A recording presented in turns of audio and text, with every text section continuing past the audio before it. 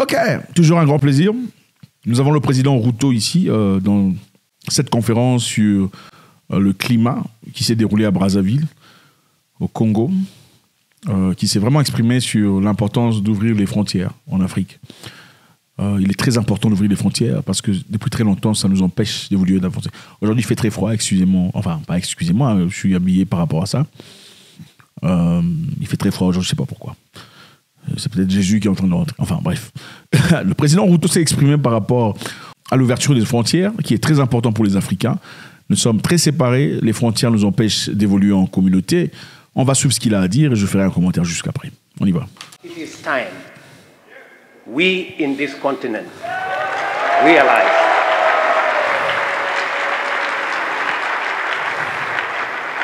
that having visa restrictions amongst ourselves is working against us. When people cannot travel,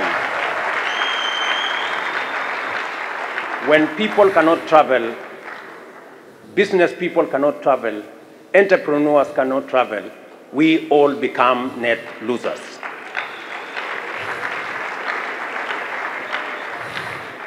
I am very happy that we are now moving in the direction of eliminating visas amongst ourselves. Let me say this. As Kenya, by the end of this year, no African will be required to have a visa to come to Kenya. Wow! Bravo! Bravo. Donc, à la fin de cette année, plus besoin de visa pour aller au Kenya, pour les Africains. Très intéressant, très fort. En tout cas, je salue cette objectivité. On dit les visas pour visiter le Kenya seront supprimés pour les autres ressortissants africains à partir de la fin de l'année, dans le cadre de mouvements visant à ouvrir le commerce et les voyages à l'intérieur du continent. Parce qu'évidemment, depuis là, il y avait quelques pays qui étaient autorisés de partir au Kenya sans visa. Mais aujourd'hui, le président Ruto dit à la fin de cette année, plus besoin de visa pour les pays africains. Bravo, c'est très encourageant. Il dit d'ici la fin de l'année, aucun pays n'aura besoin d'un visa pour venir au Kenya, a déclaré le président Ruto. Les exigences de visa sont coûteuses et longues, ainsi que les tarifs aériens élevés créent depuis longtemps des obstacles au voyage interafricain pour les titulaires de passeports africains. Moi, je me pose la question de savoir, depuis tout ce temps, pourquoi on a besoin de visas pour aller dans le... Ah, ça me dépasse. On y va.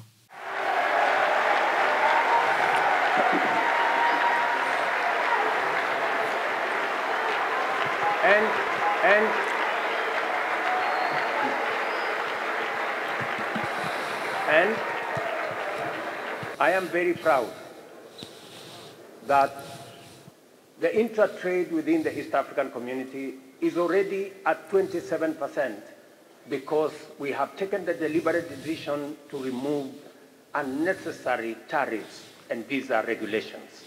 L'économie commence déjà à monter dans l'Afrique de l'Est dans son entièreté parce qu'ils ont décidé d'enlever les restrictions liées au visa.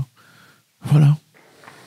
I am also very happy that my father here, President Sassou Nguesso, when he came to Kenya, we agreed that there will be no visa requirement between the Democrats. Génial, très intéressant, je vous ai remarqué, il a dit « Je suis très content de voir que mon père ici, Denis Sassou Nguesso, mon père, hein, l'africanité impose le respect, mon père, Denis Sassou Nguesso, à son arrivée au Kenya, on a agréé, on a pris en compte la possibilité d'éliminer carrément les restrictions liées au visa. » Voilà, je pense qu'il est important de rappeler ça, même quand on est président, on reste courtois, poli, on contrôle, on reste dans la tradition. Très impressionnant, on y va. Between Kenya and the Democratic Republic of Congo-Brazzaville. Je pense qu'il voulait dire Congo-Brazzaville, pas République démocratique. Tout ça. Il voulait dire Congo-Brazzaville. I am also happy that last month, when we removed visa requirements for DRC, my brother, President Felix Tshisekedi, also removed visa requirements for Kenyans to be at. Bravo, bravo, bravo. Il est content, évidemment, par réciprocité, de voir qu'après que le Kenya ait décidé d'abolir les demandes de visa, en tout cas les restrictions liées au visa concernant la République démocratique du Congo, son frère, enfin, lui, il a appelé son frère, hein, Félix Tshisekedi a appelé son frère, mais le vieux Sassou, il a dit mon père, respect. Il a dit mon frère aussi a décidé de faire de même. Je pense que c'est important, relation interhumaine, réciprocité, je donne, tu donnes. Deux fois dans la vie, il faut donner avant de recevoir. Oh, mais salue pas. Toi, il faut d'abord aller saluer les gens. Est-ce que toi, tu as salué? Oh, il ne salue pas les gens. Toi, tu as salué, il a refusé.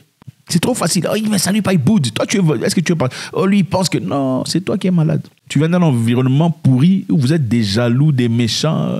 Vous voyez les bouderies partout. Parce qu'une personne bien née, bien aimée depuis le matin, ne voit pas, tu me boudes, non?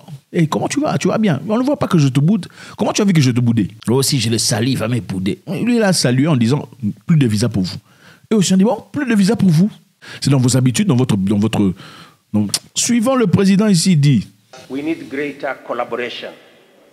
Our children from this continent should not be locked in borders in Europe and also be locked in borders in Africa. Tout à fait. Oui. Nos enfants ne peuvent pas être enclavés dans des frontières en Europe, aussi être enclavés ici en Afrique. Ça n'a aucun sens. Je vous rappelle qu'avant 1885, il n'y avait pas de pays comme vous le connaissez aujourd'hui. Il n'y en avait pas. Il n'y avait pas de Nigeria comme vous le voyez aujourd'hui. Enfin, il y avait un terrain où vivaient les Nigérians, mais ils n'étaient pas comme ça. Au fait, les Nigérians ont été forcés de vivre ensemble. Il y a certains parmi le Nigeria qui, parce qu'ils ne devraient pas faire partie de ce pays, ils veulent, voilà la guerre du Biafra. Ils voulaient faire leur pays à eux. La guerre du Biafra. Il y a des gens dans plusieurs endroits qui pensent qu'ils ne devraient pas faire partie de ces pays dont ils ont été imposés. Parce qu'avant 1885, les gens vivaient en Afrique sans difficulté. Les gens étaient là. Il y avait des clans, des tribus, des gens vivaient, des familles. Mais il n'y avait pas de pays comme vous le connaissez. La Côte d'Ivoire, ce n'est pas ce que vous voyez aujourd'hui. Ce n'était pas ça. Il y avait des tribus qu'aujourd'hui sont appelées ivoiriens qui ont des cousins au Ghana. Alors, ces tribus-là, les Akans sont des Ghana ou de la Côte d'Ivoire? Ils sont les Ivoiriens ou les Ghanéens. Vous voyez un peu? Donc, il y a des gens qui ont été coupés de force par les Européens. Mais ils sont des frères, en réalité. Des vrais frères. Et aujourd'hui, quand ils sont venus en Afrique, on nous a imposé des restrictions. Désormais, vous avez besoin d'un papier qui vous décrit, qu'on appellera passeport ou pièce d'identité. Pour voyager, aller ailleurs, il faut un visa, un petit bout de papier pour vous autoriser. Ça n'existait pas dans le passé. Dans le passé, les gens d'une tribu pouvaient aller ailleurs, épouser une femme ou aller à la fête du moment qu'ils venaient dans la paix. Ce n'était pas compliqué, ce n'était pas un problème du tout. Mais ils nous ont imposé un système qu'on a aveuglement accepté, ou par les chicottes, je ne sais plus. Mais après, eux, ils ont abandonné ça. En Europe, un Espagnol n'a pas besoin de visa pour aller en Scandinavie. Ou un Portugais, il n'a pas besoin de visa pour aller en France ou en Belgique. C'est seulement en Afrique qu'on vous a imposé ça. Ce n'est pas important, ces histoires, c'est la bêtise. Et l'Afrique a besoin de se réunir, se mettre ensemble pour être une vraie économie puissante. Avec tout ce qu'on a comme or, diamant, lithium, pour la création des voitures électriques et des téléphones, tout ce qu'on a pour l'énergie nucléaire. Personne ne peut se lever contre nous si les Africains sont unis, pour de vrai. Suivons le président Ruto. Africa this time round is not just a victim. In fact, Africa is not part of the problem. In fact, Africa is part of the solution. Il est important de le reconnaître. Quand vous prenez votre avion pour voyager, vous ne voyez pas des frontières. Ça n'existe pas. On peut vous dire la frontière commence là, mais il n'y a pas de ligne. Vous ne verrez pas de ligne. Il n'y a pas de ligne ouverte, de ligne que vous pouvez voir à l'œil nu. Ça n'existe pas. C'est imaginaire. Les frontières sont imaginaires. Oui, ce sont des dessins sur papier, mais pour de vrai, ça n'existe pas. On vous a planté des frontières dans la tête. Juste comme on vous a aussi mal informé ou faisant croire que l'Afrique était plus petite que l'Europe et l'Amérique. En réalité, ces cartes sont fausses. L'objectif, c'est de vous diminuer sur le plan psychologique pour pas que vous compreniez combien vous êtes grand. Et aussi, on ne veut pas que les Africains viennent ensemble, se mettent ensemble, travaillent ensemble, créent des infrastructures nécessaires, bougent d'un coin à un autre. Dans le terme de business, pas seulement visiter, dans l'objectif de commercer, d'échanger, d'évaluer, de faire de l'argent, de progresser. On ne veut pas ça. On veut que vous restiez séparés dans des petits blocs. À toi, tu es Gabonais, il faut seulement te concentrer dans cette boîte qui s'appelle Gabon. Toi, tu es Camerounais, concentre-toi seulement dans ce qui est ici. Les choses qui se passent là-bas, il ne faut pas voir ça là-bas. Il faut seulement se focaliser ici dans ce qui est ici dans le Cameroun. Tu vois? Ok. Toi, tu es ivoirien. Ta boîte, c'est seulement ici en Côte d'Ivoire. C'est ça. Pourtant, c'est ça, la réalité est complètement différente. Vos frères ne sont pas ivoiriens. Mon ami, vos frères ne sont pas ivoiriens. Si vous êtes ivoirien, non. Vos vrais frères sont des gens quelque part ailleurs qui veulent des mêmes choses que vous, qui vous veulent du bien, qui veulent vous voir avancer, progresser, évoluer, qui peuvent vous ouvrir des portes d'opportunités pour vous faire de l'argent, pour vous acheter une maison, pour avoir une belle vie. C'est ça, vos frères. Qu'on ne vous trompe pas, on a un même passeport. C'est du n'importe quoi. Moi, les pays, là, c'est de l'abomination. Pays, c'est abomination. C'est la plus grosse fausseté. Au lieu de pays, il vaut mieux même royaume ou tribu. Voilà. Si vous voulez parler de pays, parlez au moins de tribus. Vous faites partie de votre tribu. Génial. Pourquoi tribu, vous appelez tribalisme, mais pays, vous n'appelez pas pays-nisme? Oh, il est tribaliste, il aime sa tribu, mais vous n'aimez pas les gens de l'autre pays. Qui vous a dit ça? C'est quoi la différence entre un groupe de personnes que les Blancs ont mis ensemble, on les a appelés pays, par rapport à un autre? Il n'y a pas de différence. Donc, si on veut parler de fraternité, ce n'est pas une question de carte. C'est une question de rapport. Comment est-ce que les gens te traitent? Si une personne te traite bien, et c'est un Kenyan, pendant que quelqu'un de ta ville, là, Bafoussam, ou comment vous appelez ça, il veut te tuer, il veut manger tes enfants, qui est ton frère pour de vrai? Si quelqu'un du Kenya va aller voir ta mère à l'hôpital pendant que tu es en difficulté, prendre soin de tes enfants, les enverrait à l'école pendant que tu es en prison, injustement emprisonné, ou pas, bon, je sais que... Enfin, bref. Qui serait ton vrai frère? C'est le cousin de ta ville de naissance ou le monsieur venu d'ailleurs? Alors, de quoi vous me parlez?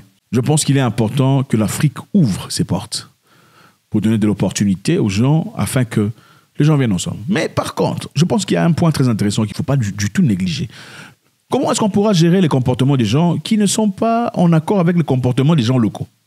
Supposons que vous quittez votre pays pour aller dans un pays étranger, vous emmenez votre comportement de chez vous qui n'est pas commode, comportement toxique, inacceptable chez les gens. Comment il faut faire? Vous êtes dans l'illégalité.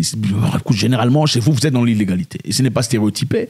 Dire stéréotypé, c'est une façon de s'évader de la réalité. Quand on dit que c'est stéréotypé, on ne dit pas que tout le monde est comme ça. On dit que beaucoup parmi ces personnes sont des voleurs. Est-ce que c'est faux? Non, ce n'est pas faux. Beaucoup sont des voleurs. Ou beaucoup sont malhonnêtes. Ou beaucoup sont des jaloux. Ce n'est pas stéréotypé. Vous êtes pour la plupart comme ça. Tout le monde ne peut pas être comme ça, mais la grande majorité est comme ça. Bon, comment il faut protéger notre pays de la présence des autres personnes de notre environnement, une autre région qui viennent avec leur mentalité? Nous savons tous, par exemple, en Afrique du Sud, on n'aime pas trop les Nigérians. Est-ce qu'ils ont raison d'aimer les Nigérians et pas les aimer? Je ne sais pas. Les Africains du Sud sont-ils tous xénophobes? Je ne pense pas, absolument pas. Ont-ils des raisons de ne pas aimer les Nigérians? Si vous investiguez, vous allez remarquer quelques raisons sont légitimes.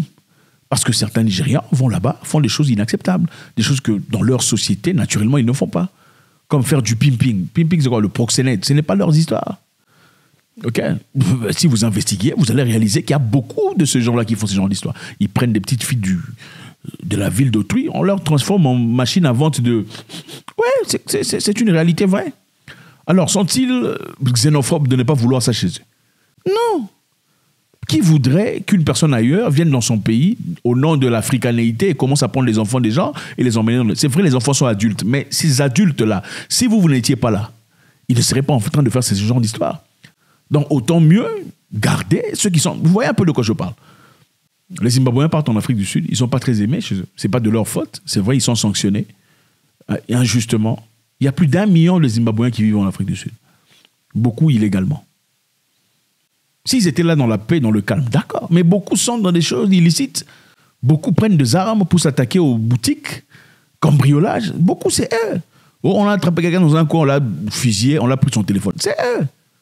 Pour la plupart, ce n'est pas tous, mais beaucoup. Alors, qu'est-ce qu'il faut faire? Il faut dire que non, c'est stéréotypé, il faut le laisser. Non. Vous commencez peu à peu à prendre des mesures. Je pense que, à mon avis, c'est vrai que les Africains doivent ouvrir les portes, mais il faut le faire très méticuleusement avec beaucoup d'attention, beaucoup d'examen. Moi, si j'étais décideur, je dirais, OK, les Africains, on vous donne 90 jours de visite dans chaque pays africain. Après 90 jours, rentrez dans votre pays. Faites une autre demande. Ou venez encore, rentrez d'abord chez vous. Et on va, jusqu'à ce qu'on ait cette maturité, quand les Européens aujourd'hui, on va continuer à contrôler. Qu'est-ce que vous faites comme activité, tout ça? 90 jours. Mais pour certains pays spécifiques, comme le Nigeria, il faut les donner d'abord 2 semaines. 2 semaines pour voir ce qu'il fait, tout ça. Bon, c'est vrai, il y a des bons Nigérians, ils sont ingénieurs, ils sont docteurs, tout ça. Il y en a. Mais il y a une très grande portion de Nigérians, malheureusement, qui décident de voyager hors du Nigeria, qui font des choses qui sont illégales. Et je pense que le dire ouvertement, ce n'est pas être xénophobe. En Ouganda, on s'en plaint. Ok, au Kenya, on s'en plaint. Even in Nairobi here, when you go to Kilimani here, we always see Nigerians opening, wanafungua bunduki, wanataka kupigana na the Kenyans. Those kind of things we have to make sure that they stop. If you go to Donholm, they are doing very crazy things with our ladies, and those are the things that in fact, even this week on Sunday, the police arrested 3 people. Some of them were Nigerians with fake money. Oui, on s'en plaint. À Dubaï, on leur a refusé les visas. On s'en plaint. Donc c'est une réalité. Ce n'est pas moi qui le fabrique, qui le fonde. C'est une réalité connue. Donc chaque peuple a ses problèmes. Et je pense que c'est là on revient au gouvernement d'essayer de trouver des solutions. S'il faut chicoter les gens oui, il faut chicoter. Moi, il faut chicoter. Hein. Il y a des gens qu'il faut chicoter pour qu'ils comprennent. Mais la bonne nouvelle est que le président Ruto, jusque-là, on voit qu'il y a quelques pays africains déjà qui ont cette capacité de pouvoir visiter. Quittez votre pays un peu, s'il vous plaît. Allez au Kenya, c'est un bel endroit. Changez-vous un peu de la mentalité franco-lâtre, franco-machin-histoire, qui est, franchement, voilà. Allez jeter un coup d'œil. C'est un très beau pays. La mentalité est différente. Les gens sont bien. Si je veux porter mini-jupe, c'est mini-jupe. C'est pas une mini-jupe en tirant comme ça. Pourquoi vous portez une mini-jupe pour tirer ça en bas? Non, il faut laisser ça monter. Au nom de la liberté, n'est-ce pas? Voilà. Si quelqu'un t'aime, il te le dit ouvertement. Il n'y a pas de gauche, droite. Oh, il va penser quoi? Il n'y a pas ces histoires-là au Kenya. C'est moi, je t'aime bien, moi, je t'apprécie. Entre femmes et hommes et femmes, hommes et hommes, c'est clair. On t'apprécie, on aime ce que tu fais. C'est une mentalité qu'on voit généralement chez les anglophones. Ils te disent ce qu'ils pensent. Ah, vraiment, bon, je t'aime bien, mais je n'aime pas quand tu fais ça. On te le dit ouvertement. Il n'y a pas de... Tout ça, il n'y a pas. Oh, il est jaloux de moi. Ça, c'est dans les histoires des francophones, dans une région bien spécifique. Merci infiniment, les amis. C'est toujours avec beaucoup de plaisir. Faites-moi savoir ce que vous en pensez. Est-ce que ouvrir les frontières africaines est la solution? Quels sont les dangers, d'après vous? Quels sont les dangers par rapport à ça? Le président Ruto est-il en train de se tromper? Est-ce que l'Afrique pourra un jour s'unir et former une force pour de vrai? Votre contribution est très nécessaire. God bless.